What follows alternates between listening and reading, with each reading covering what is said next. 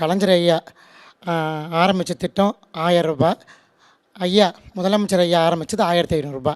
40 வயதுக்கு மேல் உள்ளவங்களுக்கு தரக்கூடிய அந்த உதவித்தொகை இன்றைக்கி எங்களுக்கு பலமாக இருக்குது.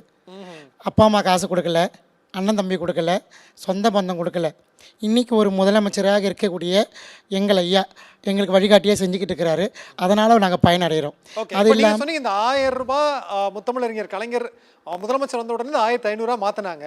நம்ம மகளிர் உரிமை தொகையிலேயே ரூ. 1000 கொடுக்கும்போது அது என்னங்க ரூ. 1000 காசு அப்படின்னு சொல்கிறவங்க இருக்காங்கல்ல.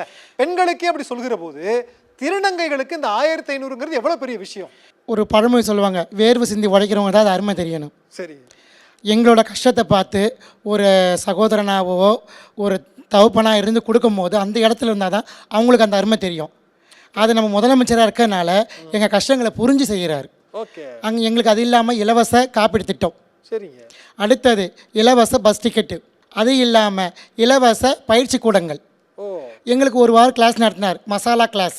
சரி, அதில் இந்த கிளாஸ் நாங்கள் அட்டன் பண்ணதில் ஒரு கேஸ் அடுப்பு, அந்த மசாலா உள்ள பொருள், அதுக்குள்ள உபகரணங்கள், மிக்ஸி எல்லாமே கொடுத்தாங்க.